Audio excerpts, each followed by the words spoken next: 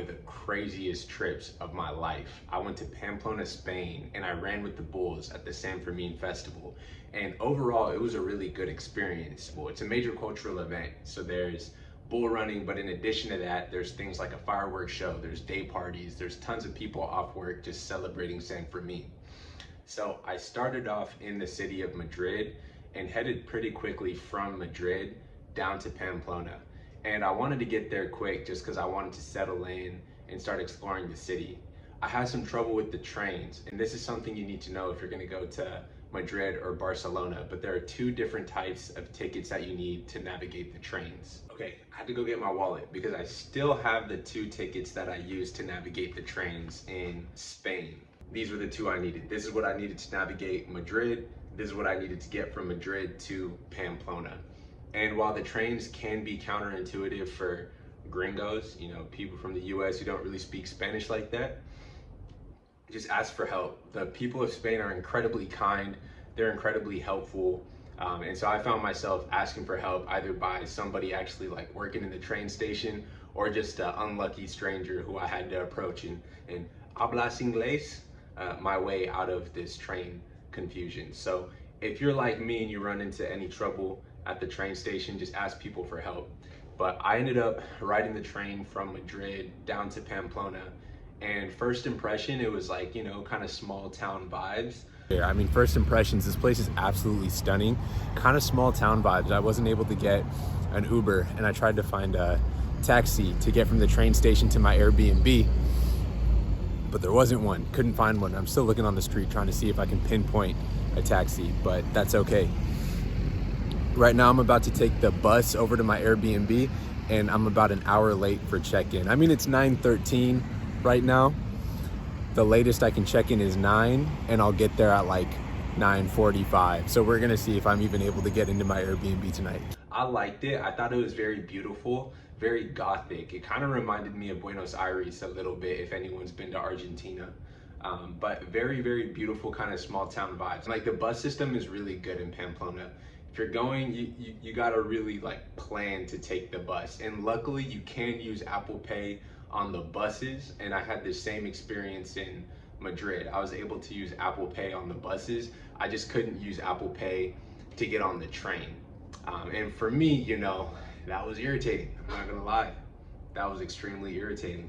It was very annoying, but it's okay. Spain makes up for it in its beauty, in its culture, in its architecture, and its good food, and great people. So eventually I made it to the Airbnb, and at that point I dropped my bags off, and it was vibes, and it felt pretty good. I'm going off of vibes here in Pamplona. I'm not exactly sure if it's dangerous, if it's safe or what, but so far it feels pretty safe.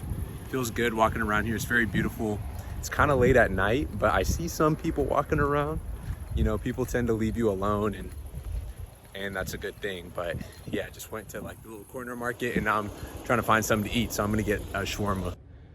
So that night I fell asleep, woke up the next morning, and it was now day one of the festival. So day one, we had the opening ceremony. The opening ceremony was a lot of fun. I caught the very tail end of it because I woke up that day jet lagged. So I unfortunately slept in about an hour too late, and I missed the opening ceremony, but I still went out and just tried to see what was going on in the city. So I went and I explored, checked it out, ended up making some friends, drank with them, asked them a bit about San Fermin, like, why do y'all run from the bulls? What is that red thing called? Actually, I'm gonna show you that red bandana that we get. Okay, so this is the red bandana that everybody wears. And you see it everywhere during the San Fermin festival. I like mine because it's got a bull on it. But anyways, I'm gonna put this on and do this for the rest of the video. When you actually running from the bulls, you wanna tie this in a slip knot. And that's because you don't want like a bull's horn to get caught on this thing and drag you down the street, because that would be terrible.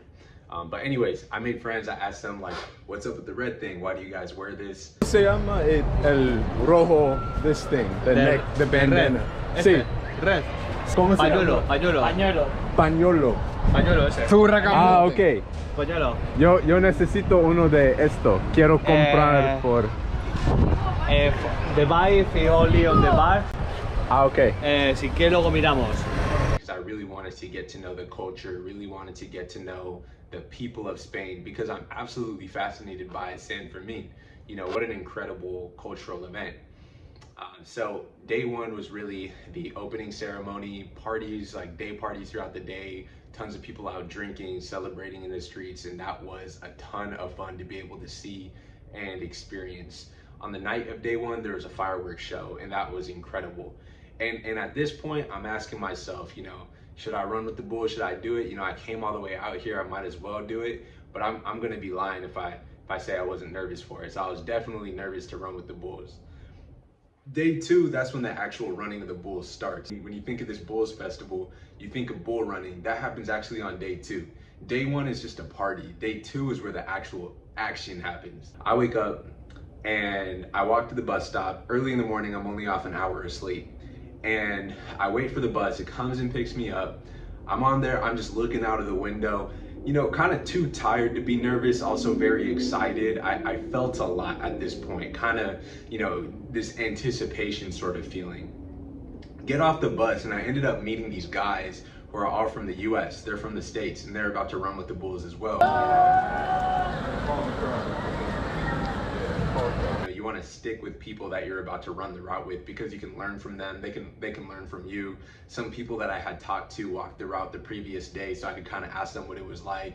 Is it complicated? Is it straightforward? So you kind of learn these little bits and pieces if you run with other people. And so we decided we would start at an easy entrance point. So there's probably multiple entrance points. I really don't know how the entrance points works, but here's how it was explained to me. Somebody told me that there are two main entrance points, one in the middle and one at the beginning. He recommended starting in the middle because the path is a bit wider and it's straight, so it's somewhat easier to run if you start in the middle than it is starting at the beginning. If you start at the beginning, it's like right when the bulls get released. It's a chaotic sort of environment. It's uphill and it's kind of a battle if you start from the beginning. So I was told, don't start there. You want to start from the middle. That's kind of easier and that's like a better place to start from. So we get to the middle, like that entrance point, and it turns out that it was closed. Too many people had gone in there. So they closed off that entrance and we weren't able to go in. So instead of getting in through the middle, me and these guys just start running towards the starting point. So we're jogging, and while we're running, trying to make it there, two things happen. Number one, other people started running with us because they were trying to find the entrance point. And number two, it starts to rain. I'm thinking to myself, I need all the traction I can get, and it's raining, so I can potentially slip or something like this. And that was kind of making me not nervous, but I knew it was gonna be a little bit of a struggle if we're about to run from bulls on these cobblestone streets and now it's raining and somebody could slip. We finally make it in, and it kind of seemed like a gnarly place to start, I'm not gonna lie. Drizzling a little bit of rain, the ground was slippery enough, not too slippery, but you could tell it was just, you know, that post-rain ground, you know how that is.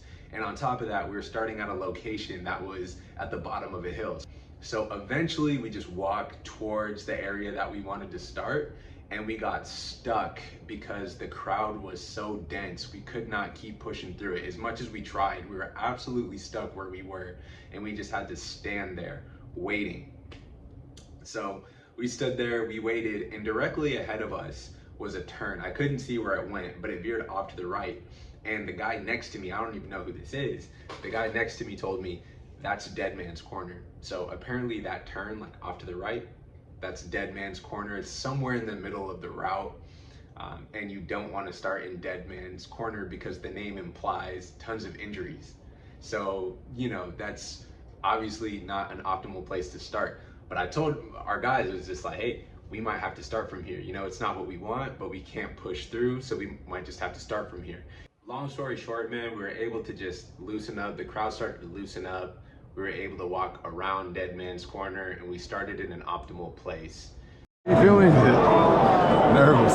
Nervous. How are you? I'm feeling good, man. I'm excited. I'm excited. You got the GoPro on? I got the ready. GoPro. I'm ready. Built for this. And how are you? I got my GoPro too. I don't know if this is a good idea, but we're gonna find out.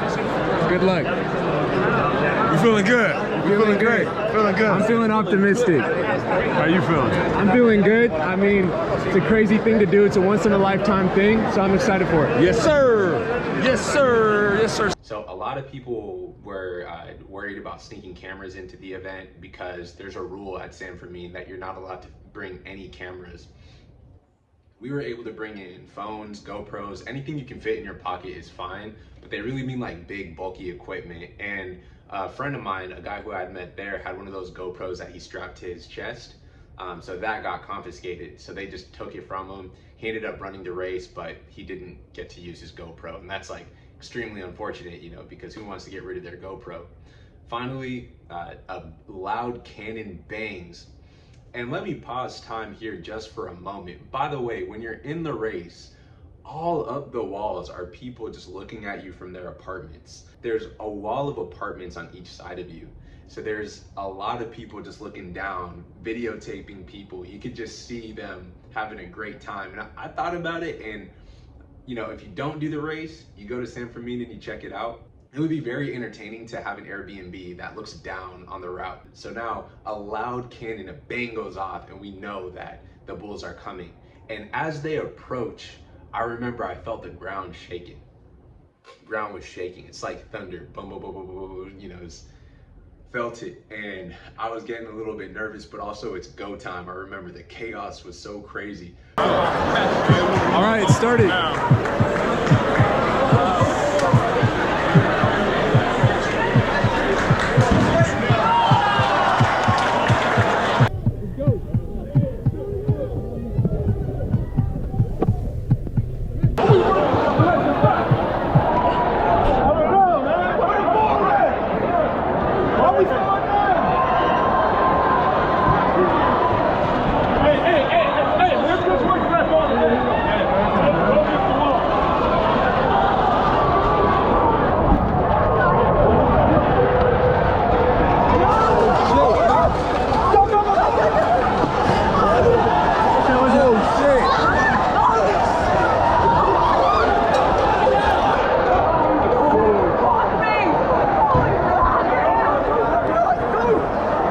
Yo, that was insane.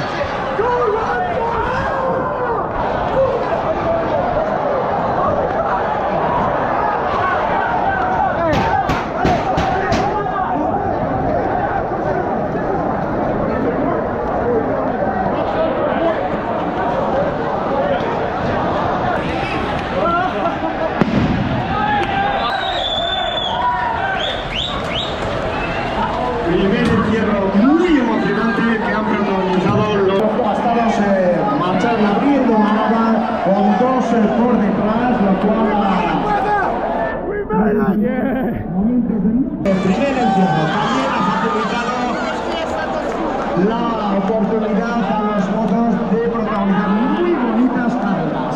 I likened it to World War I trench warfare. That was the joke that was going around that day. So we made it through, ran the race, no injuries, we were all good. Probably 30% of people that went in fell at one point or the other. So there's a lot of falling down that happens, and 30% is just a guess. I would say in my area, it was about 30% of people fell down.